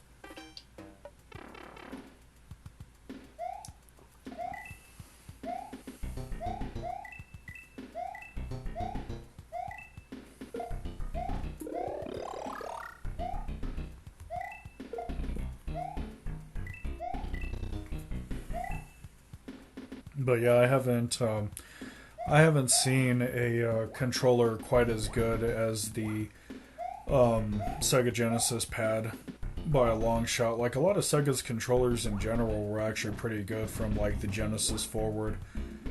The Genesis controller was really, really comfortable to hold, and then when they did the 6-button variant of it, it was very comfortable to hold. The Sega CD and Dreamcast controllers were really, really comfortable to hold. I think the only thing that the Dreamcast controller probably lost out on is by the time the Dreamcast controller came out, everybody was moving on to twin thumbsticks, and the Dreamcast only had one. But no, I think that Nintendo as a company, they kind of struggle to go and have comfy controllers, because it's like the NES controllers weren't really that comfortable. We had third-party companies that were going and making rounded controllers, that way they weren't digging into your palms. And then when the SNES came out, it was a rounded controller, so they learned from that mistake. But if you had big hands, using the shoulder buttons was like a really painful experience, because the controller was a little bit on the short side. And then from there, the N64, its controller was just a straight up fucking atrocity. I don't know what the hell they were thinking, but it had like multiple different ways to grip it, and sporting a single thumbstick in the center. Like, it was just, the N64 controller was just friggin' horrible. And then the GameCube came out, and strangely enough, the GameCube controller is actually very comfortable, and yet they've never really bothered with the design for it. And then they eventually, with the Wii, it was like, okay, well, this is very much so modeled after a fucking television remote. Alright, whatever. And then finally they had started doing Pro controllers, and a lot of the times the Pro controllers would be shaped like an Xbox controller. Like, I know the Pro controller for the Wii and the Wii U, it literally looks like an Xbox 360 controller with some things swapped around. And then the controller for the Nintendo Switch, the Pro controller that you can get, it's a mashup of the Xbox as well as the PlayStation 4 controllers. It's really weird how they went about doing it and stuff, and it took them a while for them to catch up. And then we have the atrocity known as the Joy-Con, where the Joy-Cons are actually incredibly uncomfortable to hold. It doesn't matter if you're holding them in a grip or holding them all by themselves, they're just not really comfortable. So I try to stay away from the quote-quote natural controller for a lot of Nintendo products. And so a lot of them make the joints of my hand hurt. Like the Joy-Cons in general have the same problem that the NES controller had. They're straight up square, and then they're also tiny on top of it. And so it doesn't really help me any, because I want a controller that feels good in my hands and stuff.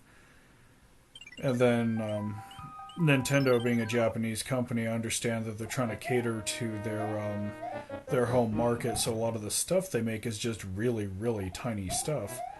Like, even the Pro controller is really, really small, and I've got friends that have average size hands and they still think that it's really, really small. And then, of course, I've got really big hands anyways, so no matter what I stick in my palms, I'm always going to have, the issue of controller size. But no, I've been kind of hoping for a while now that Nintendo would just make a normal controller. I understand why the Joy-Cons are the way they are, given the nature of the Switch. But I've been kind of hoping for them to just go and adopt a standard controller for like a really long time now. And we kind of see it with the Pro controllers, but I kind of wish for their consoles and stuff, they would just ship with a normal controller instead of like Joy-Cons and everything else. And I'm not really sure what Nintendo was thinking with a lot of their controllers and stuff. Like, when I had picked up Skyrim for the Switch, oh jeez, I was really excited to play Skyrim on the go, in between like appointments and stuff. And so one thing I noticed really quickly is on the back of the case for Skyrim, they show like the Switch being in a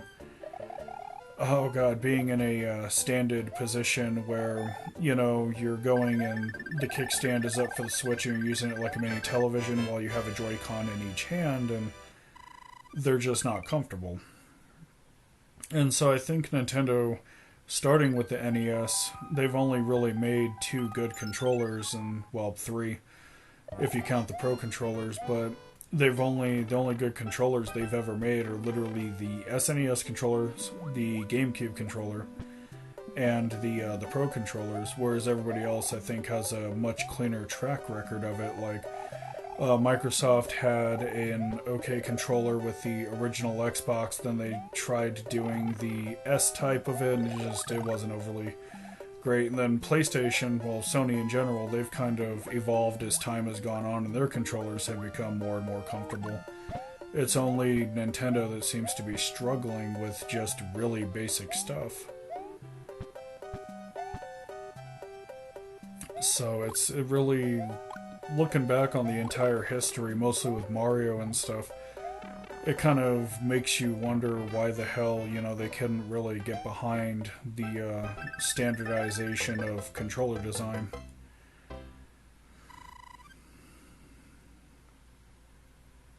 But no, at least like with the Pro controller now, I don't have to worry about it digging into my palms. The thing with the Switch Joy Cons is that one side is actually kind of rounded off, but the section that you're supposed to be wrapping your fingers around is sharp, and it only gets worse. I mean, granted, you're supposed to be using the other half of the Joy-Con dongles that have like the wrist straps and stuff, but they're not like terribly comfortable either. It's just really weird. I think that Nintendo's always had like a really sketchy track record with this crap, and I kind of wish that they would do better with it. And then you also have like issues with drift and everything else, and I kind of wish, like, it's cool that they did what they did with the Switch, but I kind of wish that they would just kind of get their shit together with controller design. I think that's all I'd really want out of them at this point. Everything else is great, just get your goddamn controllers in order and you should be alright.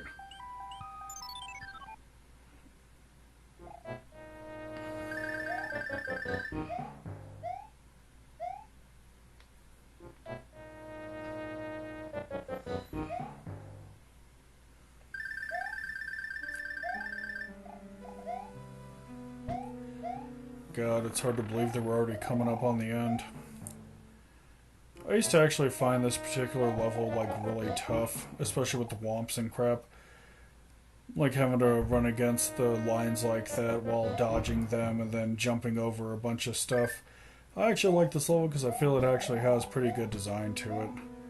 I still die to it a fair bit, but I actually like how everything's set up. I think they did a gorgeous job with the background for this level as well. I think that the arena that you fight the boss in, though, really could have been better. With how there's like all these blocks to bounce off of and stuff, and some design points for Mario 3 are really, really nice, but other ones not so much.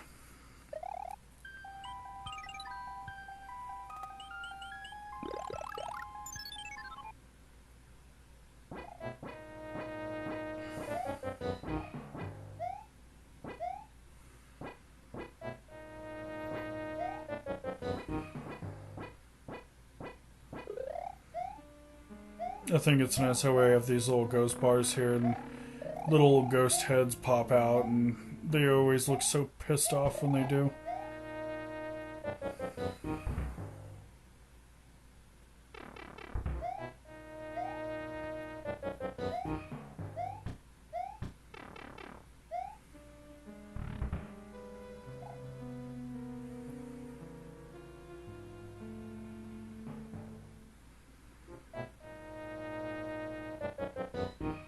And round 2, here we go.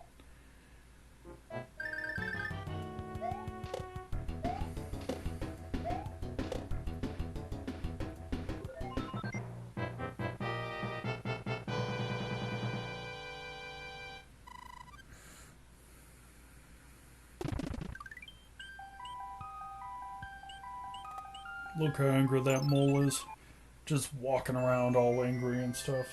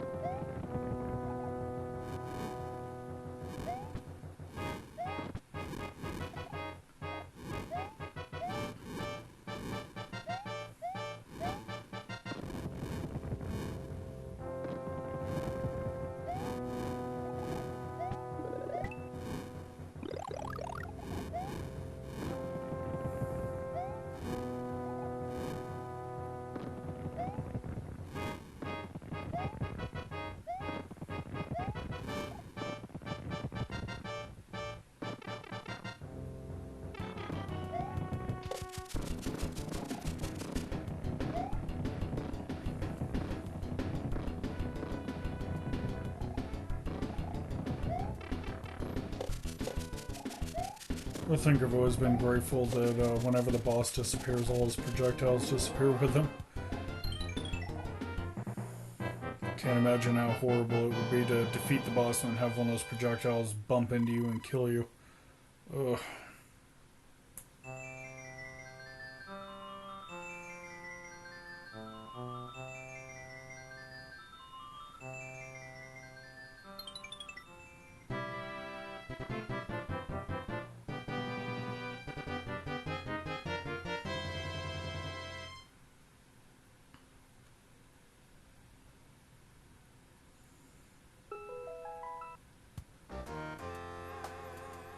So I actually like this world a lot. I'm really bad at it, but I do like it. The theming for this world is literally just pipes and plants. That's it.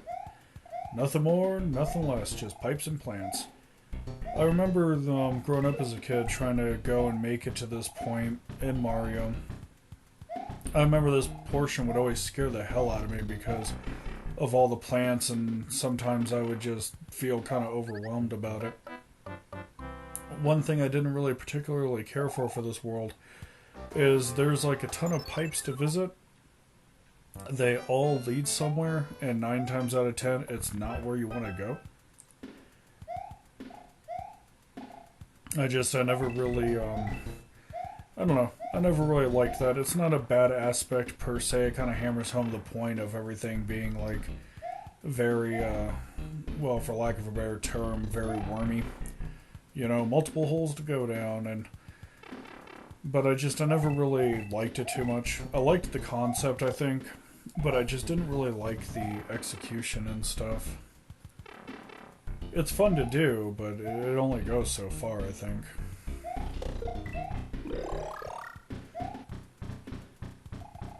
So from this portion out, I would like to actually talk about like doing commentary for Let's Plays, or not Let's Plays, Longplays, sorry.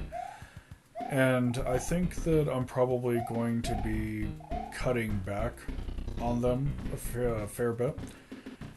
And so I'm going to explain why. It doesn't really so much have as much to do with how many views they get. The views don't really bother me. I'm a small channel. I'm not really expecting to get any views, really. The problem that I have is that doing commentary is a very exhausting affair. A lot of the time when I go and I do comedy, I feel like I don't really have much to really say about a lot of things. I mean, I could ramble on about how much I love the game and what it does right and what it does wrong, but the thing is that a lot of the time, like, I don't really think that I'm really qualified to speak on any of this mess because I'm not like a game designer or anything. I'm only a fan. You know, that's literally it. So with Resident Evil and stuff, it wasn't really difficult to go and do commentary for it. But with other games like Mario and stuff, I feel like there's only so much you can say. And then I've been trying to practice up my speech skills, but I find that when doing commentary a fair bit, that getting my words swapped out and mixed up and everything else, I find it really, really embarrassing sometimes. Living with aphasia is a bitch. I will openly admit it. I get really embarrassed a lot of the times when I do commentary and stuff because I like to have a very smooth delivery. And from what I understand with this particular ailment, it's only going to get worse as time goes on. And so it's like I enjoy doing commentary to a certain lesser extent. I only wish that I was better at it. You know, like I want to do commentary for things like lore and stuff. Like I would like to actually do Resident Evil runs where I talk about like the lore and everything else. I'm very lore heavy. With a lot of these games, like I said, I don't really feel like I have much to comment on. I mean, I'm sitting here observing the game, playing the game, but I feel like talking about what you like and what you don't like can only take you so far.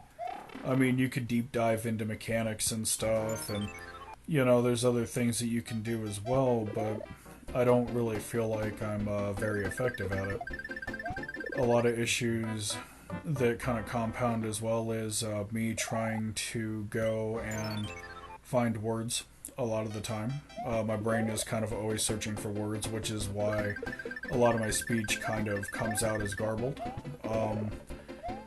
I have thought about writing scripts, believe it or not, for a lot of the Let's Plays, but I think that, well, Longplays, sorry, but I think that they wouldn't really be that effective because even with a script, my brain and my mouth still struggle to find words at times, so it doesn't really make much of any sense for me to sit down and say, oh, okay, I have this really nice script that I spent 8 or 9 hours writing, you know, if I can't effectively get it out of my mouth in a decent manner.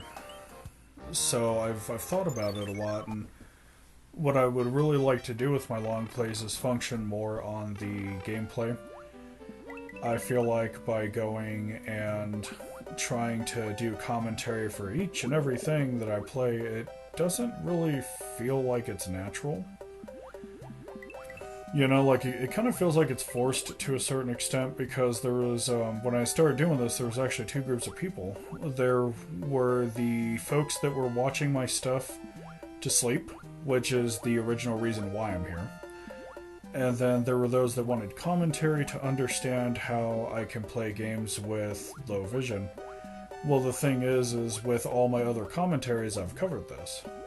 You know, I feel like that I would probably be beating it to death past a certain point. There's only so many times that I can say, oh, this level has really good contrast, or, oh, this particular level has, you know, it's like overly blurred, overly smeared. Like, I feel like I've said it so much that it literally is just kind of me repeating myself over and over again. And when things like that become incredibly monotonous, they're not really, at least in my opinion, they're not really that fun to watch or listen to. So I've thought about it, and I feel like I don't really have a future with commentary. Like I said, it's very exhausting, you know. I want to just go and focus on the gameplay and stuff, being bad at it, essentially. I probably am going to be doing some commentary in some sort of capacity, but it's not going to be for like each and every game. Because quite frankly, I don't really feel that each and every game really needs commentary. Some games you don't really have to say much, like Mario 3, you know, Mario Kart. Resident Evil, there's a fair bit to say about. Silent Hill, there's a fair bit to say about, mostly in regards to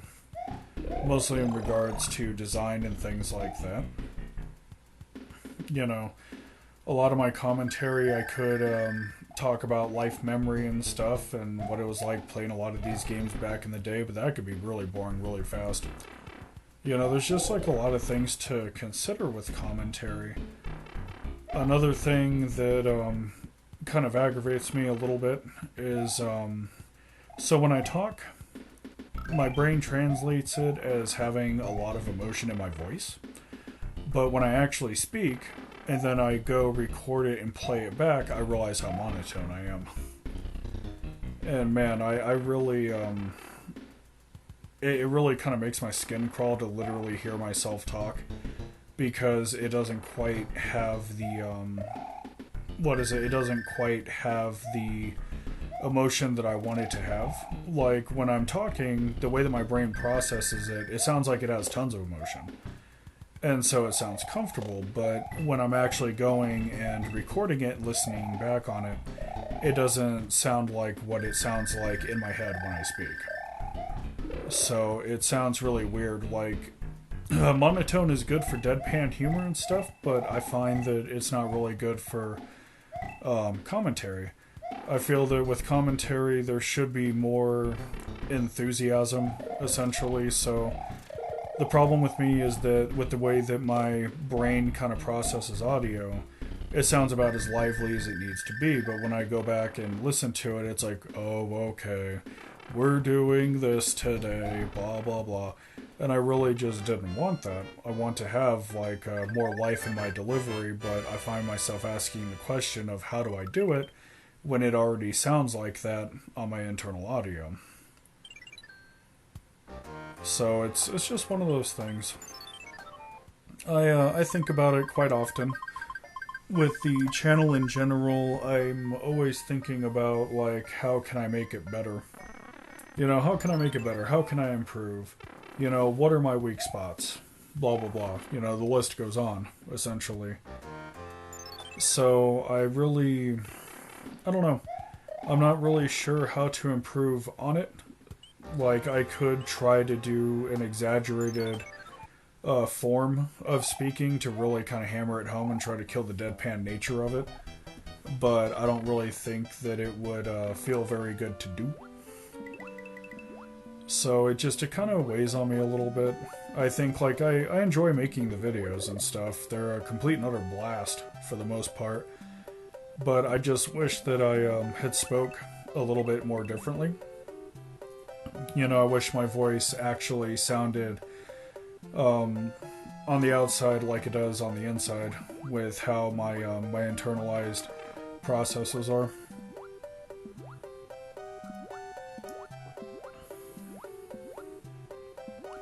So I had actually spoken about it to my doctor and stuff. I said, hey, you know, on the inside, you know, I sound like very emotional and stuff. You know, how come I sound deadpan on the outside? And I had asked her about it, and apparently it has to do with how my brain processes audio, because your internalized audio is processed vastly different compared to your external audio, like how you sound and stuff. So with the way that your voice is processed via, you know, your inner ear bones and stuff, it actually sounds a lot different because it's like right there at the source compared to going and listening to yourself say something publicly. And then you realize, oh, hey, this doesn't really quite sound like what it should. It's also the reasoning why human beings don't like to hear themselves back on a recording. So there's a lot of things that I would like to do. I would actually like to cut back on the commentaries a fair bit because I don't know, I feel like not every game needs it. I want to work on my delivery more. I don't want to move over to a script style of going and doing commentary because I feel it would be very boring very fast. I appreciate the off-the-cuff nature of a lot of my commentaries because it leads to a fair bit of humor and it leads to interesting stories sometimes, you know, like all kinds of stuff, really. I have a lot of things that I want to do differently with my commentaries. I feel that my standard long plays are fine. They don't get any better than where they're at. Another thing that I would like to invest in currently for my long plays with commentaries is I would like to actually go and get a microphone instead of just going and using my phone to record everything. I've been debating it for a really long time now because the quality would be much higher and stuff and it wouldn't sound as shallow. Like, there are benefits to me going and having a dedicated mic to actually do commentary with.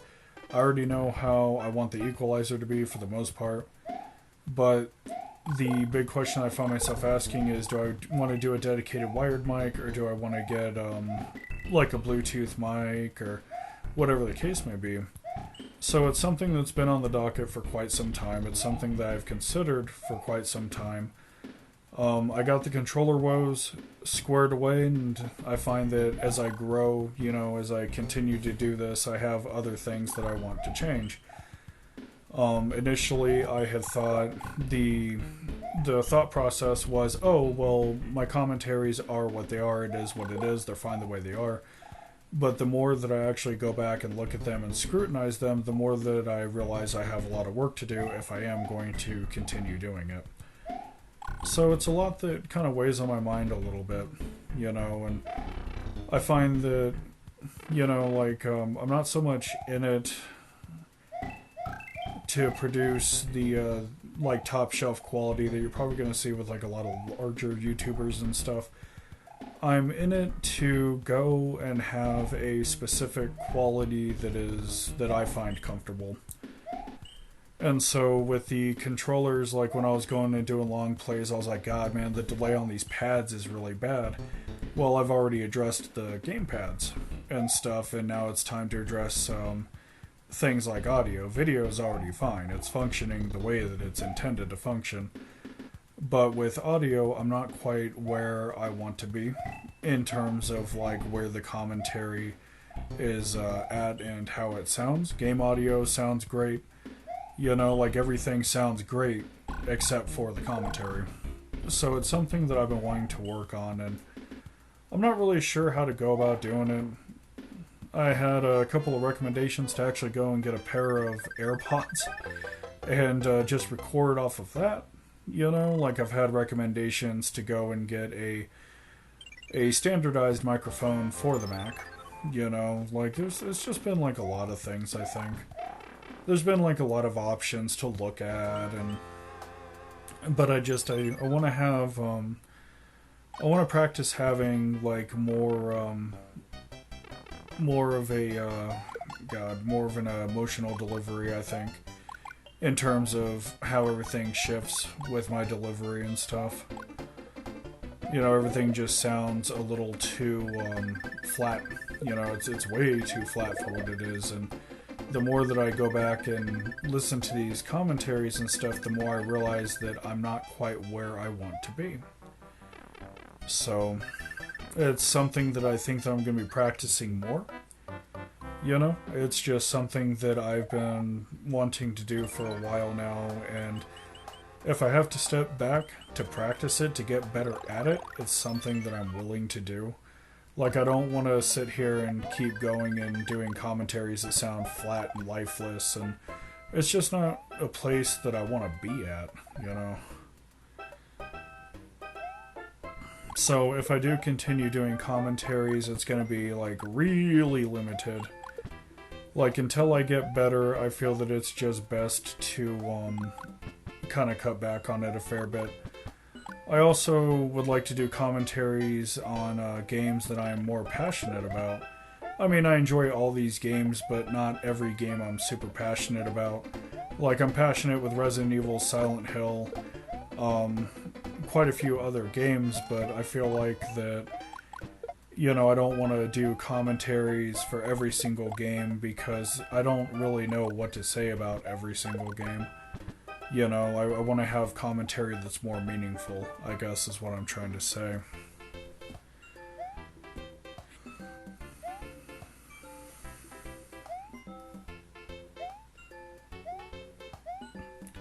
So we have about 27 minutes left in this particular video.